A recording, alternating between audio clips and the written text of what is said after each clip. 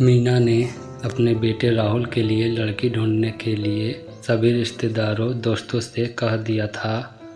उसे एक बहुत अच्छी लड़की की तलाश थी। वह अपने पति मोहन से इसी बात की चर्चा करती कि जब दुल्हन इस घर में आएगी तो घर कितना खुशहाल हो जाएगा। चांद सा टुकड़ा लाऊंगी अपने राजकुमार के लिए। राहुल से भी बार बार पूछती, लड़की तुझे कैसी चाहिए? पर राहुल हंसकर टाल देता था। क्या मम्मी, अभी कहाँ, मुझे बहुत कुछ करना है। उम्मीद नहीं थी कि राहुल फ़ोन पर अपनी पसंद की लड़की को चुनकर उसके सामने रिश्ते का प्रस्ताव ले आएगा। मीना के लिए एक बहुत बड़ा धक्का था। शाम को 2 कप चाय के साथ मीना अपने पति के पास बालकनी में बैठ गई। मोहन ने पूछा, क्या हुआ मीना, आज चीनी डालना भूल गई चाय में? अच्छा। मीना का ध्यान विचारों से हटकर चाय की तरफ गया। मैंने ध्यान ही नहीं दिया, अभी लाती हूँ। मीना चाय के लिए चीनी ले कर आई और चम्मच से कप में घुमाकर मिलाती जा रही थी। पता नहीं कैसी होगी राहुल की पसंद, हमसे घुलेगी मिलेगी कि नहीं। मन ही मन उधेड़-बुन में लगी थी। मोहन ने कहा, बड़ी चुप चुप हो, क्या बात है? नहीं, ऐसा कुछ नहीं है। आज सुबह राहुल का फ़ोन आया था। उसने बताया कि माँ, आपको लड़की देखने की ज़रूरत नहीं है, मैंने लड़की पसंद कर ली है। मीना के पति को जब उसने राहुल से हुई बातचीत के बारे में बताया तो वो पूछने लगे कि अच्छा, कौन है लड़की, कहाँ से है, क्या करती है, कुछ पूछा नहीं तुमने? मीना ने जवाब दिया, नहीं, मैंने सोचा मिलकर बात करेंगे, कल आ रहा है। अगले दिन राहुल के पसंद का नाश्ता और खाना बनाकर फुर्सत से जैसे ही बैठी तभी राहुल आ पहुंचा। आते ही मम्मा मम्मा करता हुआ गले से लिपट गया। क्या बात है, आज बड़ा खुश है, मीना ने बोली। इस पर वो कहने लगा कि मैंने आपको पिंकी के बारे में कल बताया था ना, यह देखिए, यह उसकी फ़ोटो। कुछ घबराई नज़रों से फ़ोटो को देखने लगी। लड़की अच्छी थी, वैसे भी ना कहने का तो सवाल ही नहीं उठता था। राहुल की पसंद जो थी, पर अपने लिए अपनी तरफ से रिश्तेदारों में जान पहचान की लड़की देखने की उसकी इच्छा हमेशा रही थी। मोहन ने मीना को इस बात के लिए पहले ही समझा दिया था कि राहुल को ही ज़िंदगी बितानी है, राहुल की पसंद ही माननी चाहिए। एक तरह से मीना भी अपने मन को समझा चुकी थी और अपने बेटे की खुशी में खुश रहना चाहती थी। कैसी है मम्मा? राहुल ने उत्सुकता से पूछा।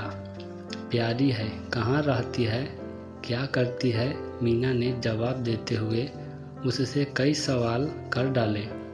माँ, मेरी कंपनी के पास एक कंपनी है, उसमें जॉब करती है।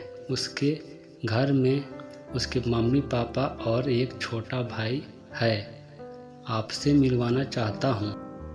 नहीं बेटा, तुमने पसंद कर ली तो हमने पसंद कर ली, उसके पापा ने कहा। उसके मम्मी पापा बात कर ले, फिर इस रिश्ते को आगे बढ़ाएंगे। राहुल ये सुनकर बहुत खुश हुआ और पिंकी के मम्मी पापा का नंबर तुरंत अपने मम्मी पापा का दे दिया। कुछ दिन बाद दोनों का रिश्ता पक्का कर दिया। पिंकी सांवले रंग की थी, हाँ, आंखें जरूर बड़ी थी, लेकिन उसे देखकर मीना को लगा कि मैं तो इससे अच्छी ढूंढ कर लाती। गोरी चिट्ठी पर मन में अफसोस कर रह गई। सगाई धूमधाम से हुई, शादी भी हो गई, पर मीना को चिंता थी कि कोई मेहमान बहू के सांवले रंग पर कुछ बोल ना दे। लेकिन उसने देखा पिंकी के चेहरे पर एक मुस्कान रहती थी। पिंकी पर फिर भी सबका ध्यान रख रही थी। आपने पानी लिया, कुछ खाया, सब रिश्तेदार तारीफ करते नहीं थक रहे थे। पर पिंकी ज़्यादा बोलती नहीं थी, शायद उसकी आदत ही ऐसी थी, कम बोलना। मीना को पिंकी से ज़्यादा बातें करने का समय नहीं मिला। पहले मेहमान रहे, फिर वह हनीमून पर चले गए। वहाँ से लौटे तो दोनों की छुट्टियाँ ख़त्म हो गई और दोनों दिल्ली लौट गए। राहुल ने 2 कमरों का एक मकान किराया पर लिया हुआ था और वह दोनों साथ ही निकलते थे। दोनों की कंपनी पास पास थी। फ़ोन पर थोड़ी बहुत बात हो जाती थी, क्योंकि मीना को हमेशा मोहन से पिंकी की ही बात करनी होती थी। वह हमेशा कहती, पिंकी शायद हमें पसंद नहीं करती।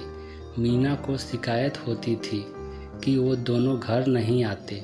इस पर उसके पति मोहन उसे समझा देते कि उनको छुट्टी नहीं मिल रही होगी। अभी शादी पर ली तो थी कितनी सारी छुट्टी। पर मीना के मन में एक डर था, बिना जान पहचान शादी हुई है। पिंकी के कम बोलने की आदत की वजह से मीना और पिंकी शादी होने के बावजूद भी एक दूसरे को ज़्यादा करीब से नहीं जान पाए थे। एक दिन राहुल ने फ़ोन किया और कहा, आप पापा कुछ दिन के लिए आ जाइए। हम दोनों को छुट्टी नहीं मिल रही है, लेकिन आप लोग यहाँ आ जाइए, साथ मिलकर रहेंगे।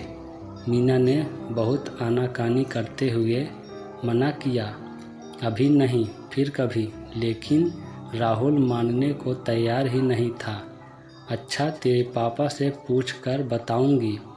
मोहन के हाँ कहने पर मीना की खुशी बढ़ गई और उसने एक लिस्ट तैयार कर ली कि क्या क्या मोहन के साथ वह बाजार से जाकर राहुल की पसंद का लेगी। पिंकी की भी खाने पीने की पसंद उसे पता चल चुकी थी, इसीलिए उसने लड्डू, पंजीरी और घर का भी काफ़ी सामान बना लिया था और बाज़ार से भी उनके लिए शर्ट और सूट खरीद लाई थी। आखिर पहली बार बेटे और बहू के पास रहने जा रही थी। मोहन और मीना टैक्सी करके दिल्ली पहुंच गए। मीना सोचने लगी, पिंकी ऑफिस होगी, छुट्टी तो ली नहीं होगी। दरवाजे पर ताला नहीं था। मीना को अच्छा महसूस हुआ। डोरबेल बजाते ही पिंकी ने पैर छुए और नाश्ता और चाय लेकर आ गई। पिंकी ने कहा कि आप नहा धोआ कर कपड़े बदल लीजिए, मैं थोड़ा देर में खाना लाती हूँ। सामने नया टॉवल रख दिया। ये देखकर मोहन मुस्कुराए। थोड़ी टेढ़ी निगाह से मीना थोड़ी सी मुस्कुराहट के साथ नज़रें नीची करके नाश्ता करने लगी। बहू कितनी समझदार है। मोहन की ये कहने पर मीना कुछ नहीं बोली, कहती भी क्या। शाम को जब राहुल आया तो सब खुशी से मिले। मीना समान दिखने लगी। सब खुश थे। राहुल, मीना और मोहन बातें कर रहे थे।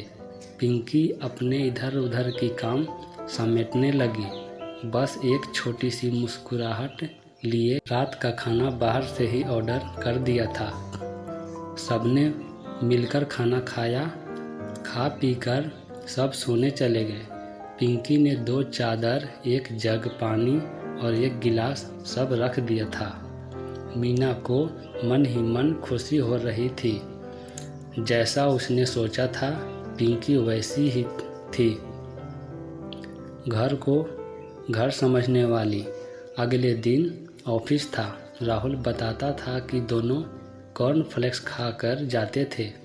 मीना ने सोचा उन्हें कंपनी में मिल जाता होगा खाना, इसीलिए कुछ ज़्यादा खाकर नहीं जाते। उसने सोचा क्यों न मैं अपने मोहन के लिए कुछ बना लूं। तभी पिंकी की आवाज़ से उनका ध्यान टूटा। माँ, नाश्ता रेडीमेड है। ढोकला राहुल ने बाजार से ला दिया था। मीना ने देखा पिंकी नया सूट पहनकर तैयार थी। ये वो सूट था जो मीना लाई थी। पिंकी ने आगे बोला, खाना बना दिया है, खा लीजिएगा। अपने दिए सूट में पिंकी को देखकर मीना को खुशी महसूस हुई कि पिंकी ने दिए का मान रखा। सुंदर लग रही हो पिंकी, मीना ने धीरे से कहा। तुरंत बात पलट दी। अरे मैं बना लेती नाश्ता।